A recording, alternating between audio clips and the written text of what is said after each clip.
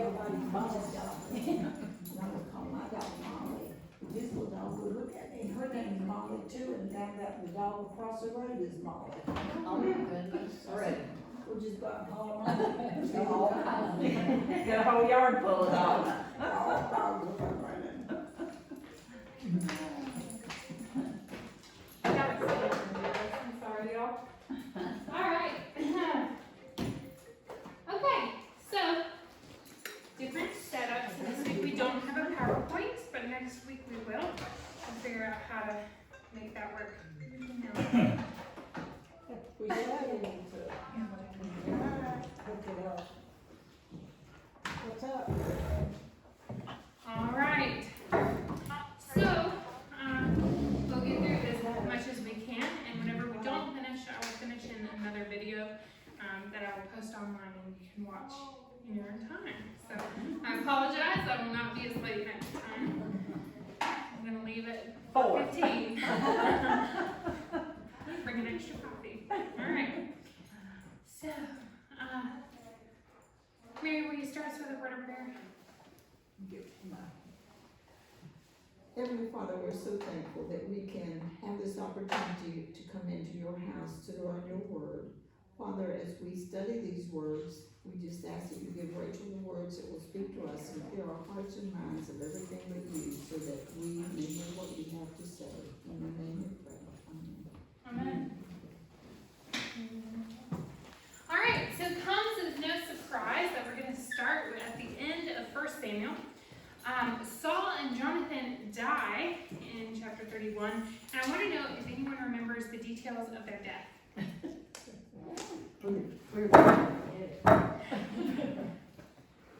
Well, they're in, Jonathan was killed by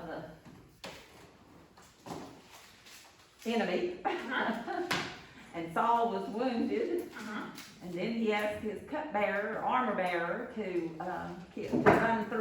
run his sword through him, and he wouldn't, and so Saul fell on his own sword and died. right. And then the armor bearer ran on his sword and died. Yep, pretty dramatic, right? A lot of death and destruction. And it doesn't really get any better through the chapters that we read tonight. It's all rather gory and kind of brutal, not to lie.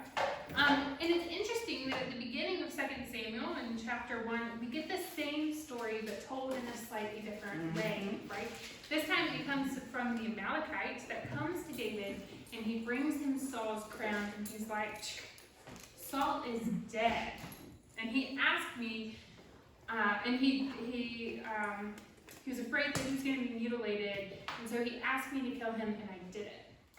Now we all know, because we read the end of 1 Samuel, that this is not how Samuel writes it, right? Now this Amalekite knows that David and Saul have been in this battle of will for years, and so the Amalekite thinks David is going to receive this news, and he's going to be really excited about it, and he's going to give me a reward. He doesn't. The very first thing that David does is mourn. He has all of the men that are with him and all of the soldiers. They tear their clothes, they weep and they wail, they cover themselves with ashes, and they fast and all of the other mourning rituals. He doesn't gloat or celebrate the harm that has come to Saul's family. And moreover, he has the Amalekite killed. And we have to wonder, does he think the Amalekite was telling the truth? But I don't think it really matters. Even if he thought he was lying, the fact is that he crafted this story to take credit for killing what David understood to be the anointed king. And David's like, no, you don't do that, right? So this is going to be a pattern that we see throughout the writings in 2 Samuel, that someone thinks that that if they kill somebody that is an enemy of David's, then they will be praised for that, and it'll be a good thing. And yet, really, David sides with these deaths being wildly inappropriate. I wonder sometimes if it is more than it's like not appropriate to kill these people, because oftentimes it's politically advantageous for these deaths to occur.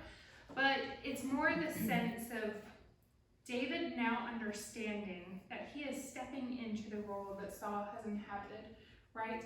Saul was a king, and now David is as well. And so do you want people celebrating your death or your failures? More of a move towards understanding what the public opinion, and to a certain extent even God's opinion, might be as his actions change. So, cool. If he had celebrated the death of Saul, that would be an example, setting an example of how we treat someone in that role as he himself is moving into it. So, we're beginning to see more of the strategic side of David, more and more. So when David warns Saul and Jonathan, he has this beautiful kind of war ballad. And he talks about how brave they were and how fierce and how much he loved Jonathan. Remember, we talked some about that language last week that David uses for Jonathan. My love for you is stronger than that I have for a woman. Brother of my heart, he called him. This was an authentic love and a mourning moment for David, but it's also a calculated example of this like due that we pay for who the Lord has anointed. The second thing that's really interesting here is if you go all the way back to the beginning of 1 Samuel, to the story of Hannah and her prayer, when she's praying and Eli the priest comes in and he's like, "You're drunk, go home." And she's like, "No, I'm just praying. I'm so desperate to have a child." When Eli proclaims that she'll have a child, she sings this beautiful song about life and death and God being the one to give and the one to take. God is greater than any warrior and can snap any arrow. And so what is interesting here is that at the beginning of this book, we have a poetic song about God's power. And we have David's lament that's almost echoing Hannah's song. God gave life, but not here. Here God has taken life away. Yet even in that, there's new life coming into being with a new king ascending to the throne. So this is a call and response for the two books, and I think we'd be amiss not to recognize this pattern in the books. Really the thread of some of these themes that are going to be developed in the first 7 chapters are coming from Hannah's song, right? Hannah sings, "The Lord will give strength to his king and exalts the power of his anointed." Now I hope that what you hear here is that there is no king at the beginning of 1 Samuel. And so this is definitely being written in reflection, right? We talked about that. Because whoever is writing this, they already know that Israel has a king now, or may have even had several kings. But now she's talking about the power of his anointed, of God's anointed, and to be anointed, meaning to be chosen or singled out or messiahed by God. And then in 2 Samuel, when David is singing his song of lament over Jonathan, and David says, "For their shield of the mighty was defiled, the shield of Saul be anointed with oil no more." And so he's really painting this like super vivid picture of this king who was mighty in battle, and his shield is no longer being anointed or polished or prepared for battle. And what that is doing is recalling the story that we know about choosing the anointing and the choosing God has moved from Saul to David. And so we get this metaphor of the shield. You know, we think of something that protects us to deflect enemies and things like that. So Saul's shield no more will be rubbed down with oil, but neither is Saul or his house any longer anointed by God. Kind of a big thing. So it's really interesting, it's like Samuel has zoomed in close and focused on the shield and used it as this interesting metaphor to tie these two parts of the story together. So anointing has passed from Saul to David, and we might also say from Saul's family, because his sons are also dead, and Jonathan will be taking the throne, like was discussed in, and Jonathan won't be taking the throne, like was discussed in some of the first chapters in Samuel. And yet, somebody decides, anyway, you know what, we're going to keep this thing going. We're going to keep going. So Abner, I don't know if you all remember who Abner is, but he was the commander of Saul's army. and he makes Ishbosheth, whew, it's a mouthful, y'all. Or you might see his name written as Ishbaal in certain translations. He makes him king over most of Israel. Abner makes Ishbosheth king over most of Israel. And basically, that's everything but Judah. But folks, let's get real. Judah is huge. Judah is really powerful. So it's like, I'm king over all of Israel except Judah would be kind of ridiculous because now you have two rival kings. But it isn't just about the kings, it's also about their generals. So we have this great story after Abner makes Ishbosheth king. We have the story of this contest. So I want you to think about these two characters, Abner, son of Ner, and the servant of Ishbaal, or Ishbosheth, son of Saul. They go out to this pool in Gibeon, and there they meet Joab, son of Zeruiah, and the servant of David. Do you remember what the relationship Abner is to Saul? Cousin. They're cousins. Do you know what Joab's relationship is to David? It's his nephew. And so what's really interesting here is that Zeruiah is David's sister, not his brother. And we rarely see a woman claimed as who a person is descended from. But the author is trying to make a point here that Joab, is the son of David's sister. So just notice how Abner makes Ishbosheth king, not just because he thinks Ishbosheth's a great guy, but, I mean, his name Ishbosheth does mean man of shame. Just throwing that out there. That's kind of a crappy name, right? But Joab is very fiercely protective of David. And you have to know that these men are related because they're supporting their own bloodlines, right? So it doesn't feel particularly altruistic. These are bloodlines and you're vested most of the time in who your family is. It's not just a political affiliation because of like their platforms or their stump speeches, so really edging people on, wanting them to support their needs. It's a blood feud. So the people of Israel are beginning to understand, all right, we had Saul, and we kind of knew what to expect there, and now they're realizing that every time a throne changes to a new king, this can mean an entirely new political, religious, and economic landscape. This is a new stage in Israel's history, and never having gone through this before, they're like, this is some weird verbiage going on. So we have Abner makes Ishbosheth king, and he makes him a king. He doesn't anoint him as king. God doesn't anoint him as king, so that's important. So you can see this almost theologically shift what's happening in Israel. Before, God is the one who raises up judges. God is the one that sends the prophet. God is the one that moves in front of the army with the Ark of the Covenant. God is the one that moves in the pillar of fire by night and the pillar of smoke by day to show them where to go. And now all of a sudden people are getting the idea that if we want a king, we can make them king.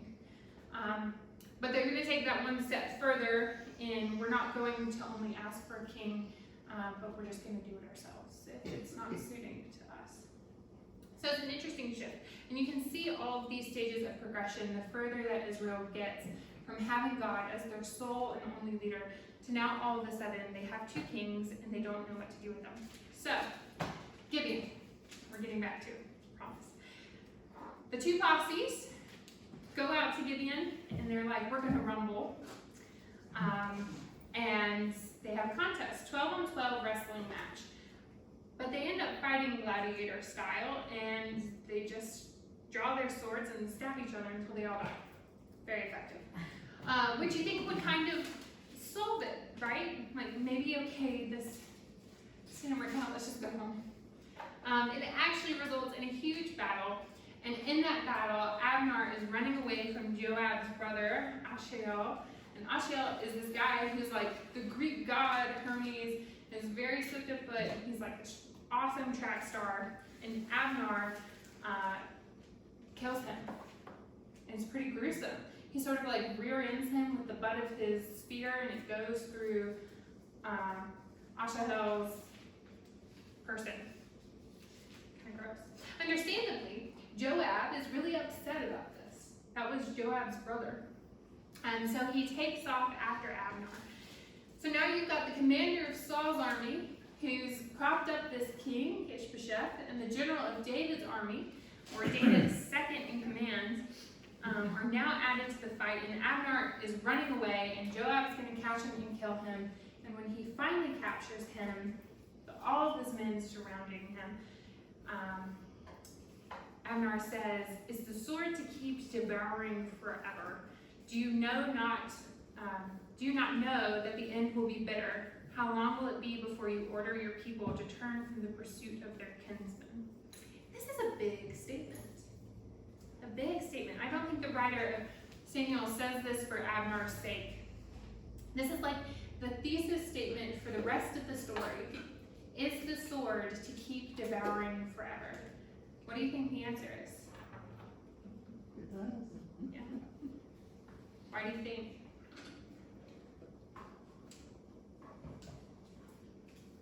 I don't have the answer to that. That's fair. Yes, because what else do you do with a sword, right? As long as a sword is being wielded by human hands, it will be used in a forceful manner. Humans with sword devour life, just like kings will take, because that is what kings do. This is a theme for the rest of the story. But Joab actually says, you know what, you're right. All of us, we're all Israelites. So in a sense, we're all related, right? And even though they're definitely representing different tribes, David and his family are of Judah. Saul and his family are Benjaminites. Although if you look at the map, they're right there together. But it's not like they're too far away from each other, or that their identities are so separated that they couldn't see themselves as kinsmen, as family. But this is also showing that Israel itself, as a whole, David and Saul's family are sort of this microcosm with Israel and Judah, right? So we can see from what's going on in David's family with Saul's family throughout the narrative, and that's going to kind of be a metaphor for how things are going with the whole of Israel. Does that make sense? Did I explain that well enough? So you can look at David and Saul and what's happening in the political sphere here and see how that affects the larger, the self of Judah and Israel combined. We're going to see this when David's son Solomon and his son get into it. That's not in Samuel, it's later down in the line, when the lineage breaks off into two parts. But we're seeing it played out here in Samuel, played out by individuals, and it will later be played out and in Israel's story as a whole, by groups of people. So this is where we get to 3:1. So you can turn your Bibles over to 3:1. There was a long war between the house of Saul and the house of David. And even though Abner was allowed to live, this doesn't stop the two households from pursuing one another. Again, individuals to the group of people think David and Saul coming to a truce, but Saul still pursuing David, David still being on the run. And we see the weakening of Saul's household and the strengthening of David's. And we know this because the Spirit of God is now resting in David's house, right? The next phase is being ushered in, and power is shifting. And then a turning point comes, and it's oddly, because of a couple of women. Now don't get your hopes up. It's not because these women are really strong characters, or at least they aren't yet. They become very strong characters later. But right here in this story, where we're talking about Abner and Ishbosheth, David and Joab, we see these women being moved around like pawns in a chess game. They're pieces that can easily be taken and given and thrown away to negotiate, and there's very little accountability, unlike what we'll see later in the story. But right now, these women are being used as disposable tools for getting towards the throne. So Abner is making himself stronger and stronger, and installs himself in Saul's house. And yeah, it's getting weaker, but we can think of it like shrinking and shriveling. But within that shrinking and shriveling, Abner's like, hey, look at me. I'm really cool. I'm cool over here. And now Saul had this concubine named Rizpah, and Ishbosheth comes to Abner and says, why have you gone into my father's concubine? Meaning you've slept with my father's concubine. Now, we've all read enough of the Hebrew Bible to know that sleeping with someone's concubine means more than just sleeping with them. It's a move that demonstrates a grab for power. We're going to take a quick step back to give some perspective for that statement, okay? In Genesis 35, when Reuben goes in and sleeps with his father Jacob's concubine, he's written out of the will. There is no blessing for him when Jacob goes to bless all his sons, and therefore he has no inheritance because of like a gross and vile thing he did, right?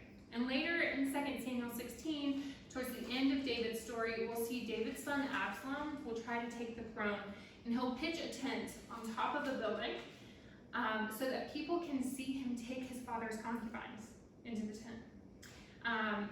And in 1 Kings, David even has a concubine that he's never even had like a sexual relationship with. And after he dies, another man asks if he can take her as his wife, someone David never even slept with, and he gets killed because it's like that big of a grab for power. So this is a really big statement, right? You're taking someone's property, and I'm putting myself in your place because this is the role that you would have had in this relationship, right? So Ishbosheth comes in, and Abner's making himself stronger and stronger, putting himself in Saul's place. And he comes in and he's like, I have bent over backwards for you.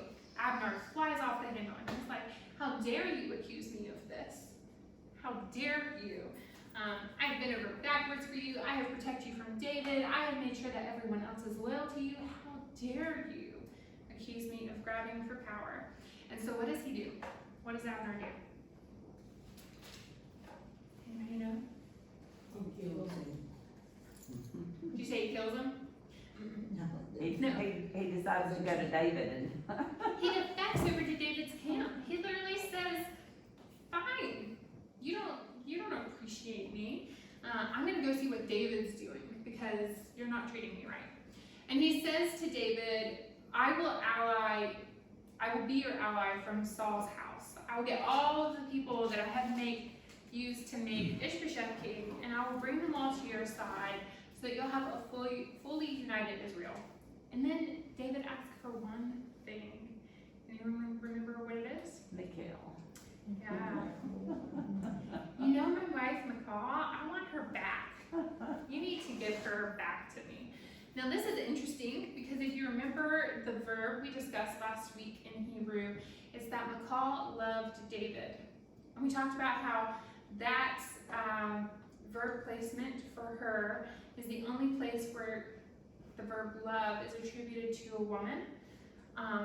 So give her back, right? Give her back to me. Well, as it turns out, Saul gave her to David, and then Saul was like, nah, she's mine again, and I'm going to give her to somebody else. And that was just to spite David, right? We didn't read that story specifically, but it happened. Michal was also a pawn in this game for the throne. That happened in 25, at the end of chapter 25, if you want to go back. And the thing that really hurts is that the way David describes her when he's like, I want this chick back, is he says, oh, you know, the one who I became engaged to at the price of 104 skins. Not the woman who loved me, or the woman who I loved, or anything like that. I paid a price for her. I mean, ouch, that's romantic, folks. Do y'all have any idea how much time has passed since David and Michal were together?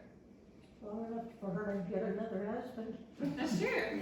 It's been just over 10 years, maybe give or take a few on the upper end. And it's not like he didn't have the opportunity to get her back before this. This is a strategic move, right? I paid for this woman in foreskins, and he only refers to her as the daughter of Saul. I paid for the daughter of Saul. This is about making sure that everything on this side of the paper is moved over and liabilities become assets once again, right? So Abner's like, you got it, boss. He goes and gets her. She's been married to somebody else for 10 years. And the saddest part about this story is that when Abner goes and gets her and brings her back to David, her husband follows behind the cart weeping the entire way. And when they get there, they're like, Abner's like, go home. And he just goes. And he goes. Well, then there's nothing he could do, right? This weeping man tells Real us, love, wasn't it? yeah, there was real feeling and affection there. My And- life's in danger. Right.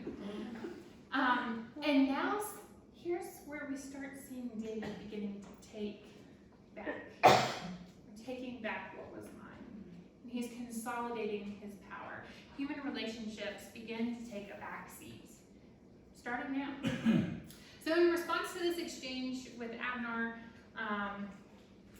Abner says, I'm off, I've done my part, I'm gonna go rally the troops, I'll come back, we'll make this covenant, it'll be all official. This happens in 3:21. And this is a really telling statement.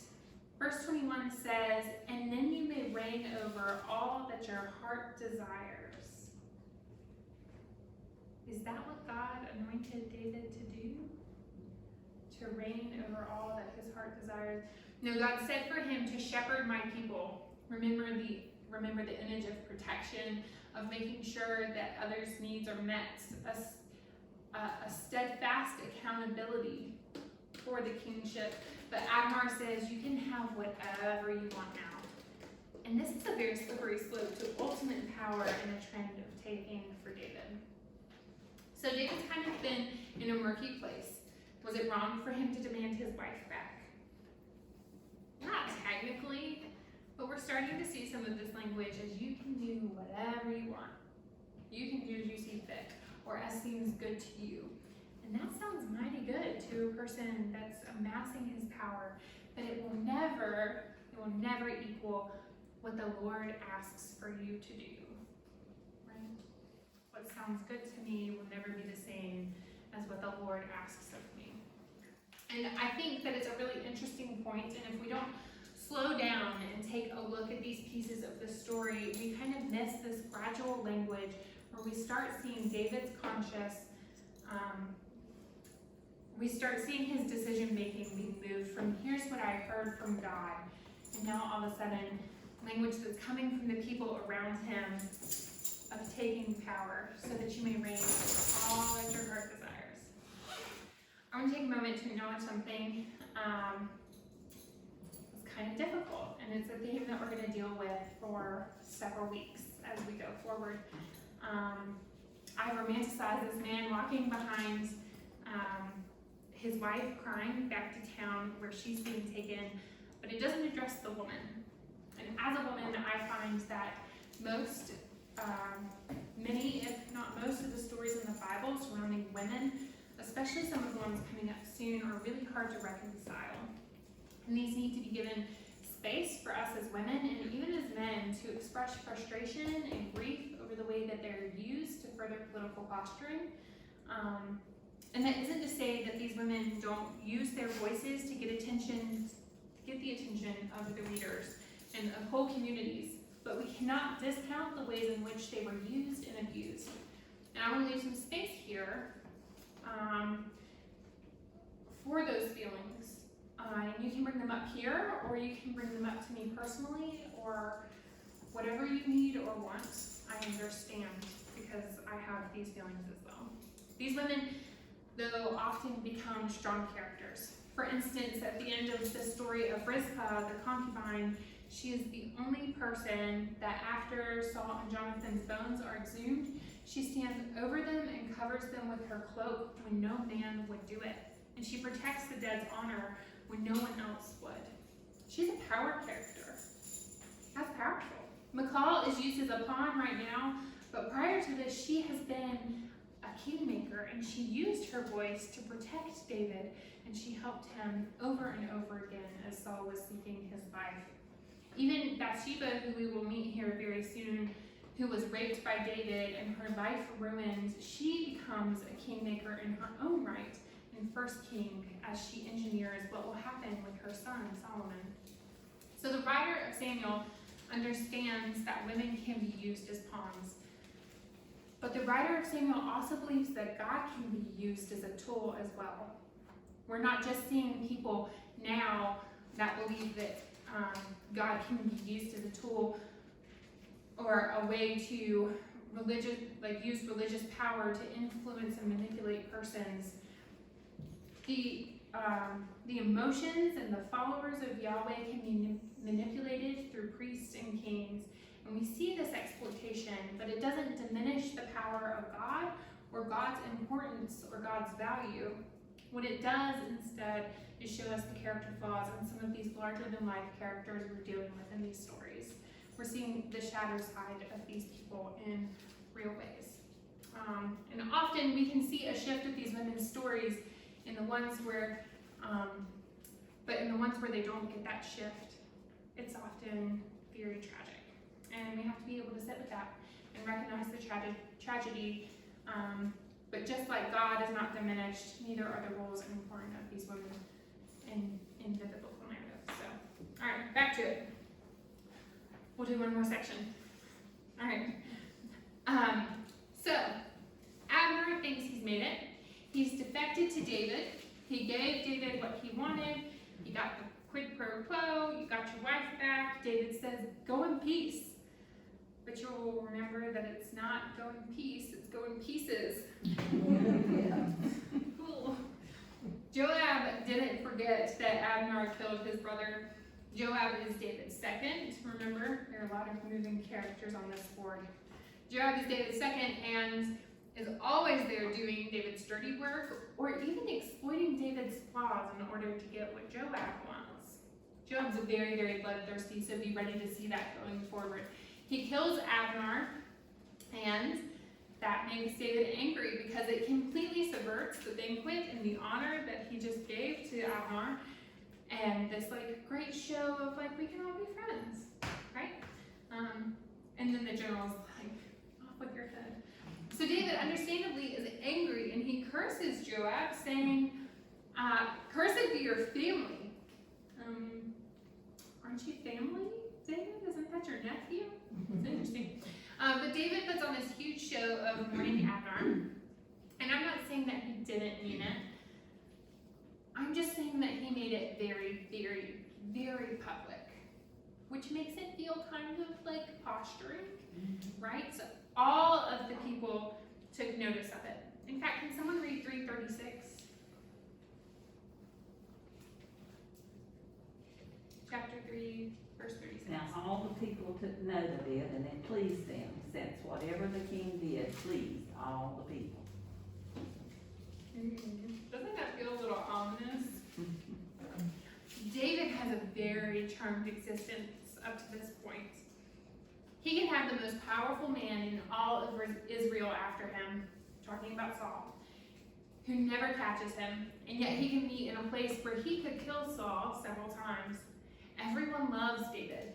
Everybody loved David and is pleased with all that he does. I hope you hear this as a literary device. What do you think it's telling us? It's telling us that people aren't always right. Even if he does please everyone, these types of relationships do not last forever. You cannot bank an entire kingdom on whether or not everybody loves you. And that's very much the beginning of David's reign. And then all of this happens again. It's so interesting that everybody thinks that if they kill David's rival, he'll reward them. So assassins kill Ishbosheth, the pretender king from the house of Saul. He's assassinated, and assassinated in a weird way. He's asleep in his house, and two guys just come chop off his head. And David has the assassins killed, and not just killed, but mutilated.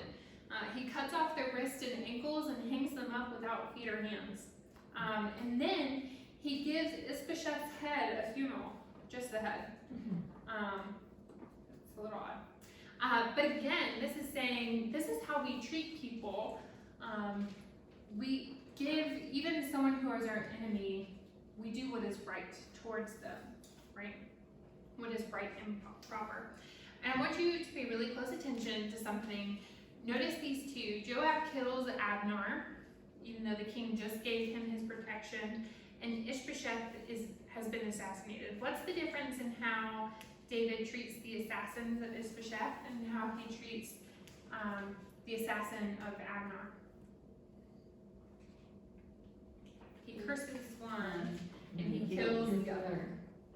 And I mean, like, to go against the word of the king, having a protection, an order of protection over Abner to go and do this work, right? Going against the order of a king is punishable by death. What I think is interesting is that not only does he just curse Joab, Joab doesn't even get put on like unpaid leave. He's still, like, David plays favorites so hard. He keeps people near him that will do what he wants most of the time.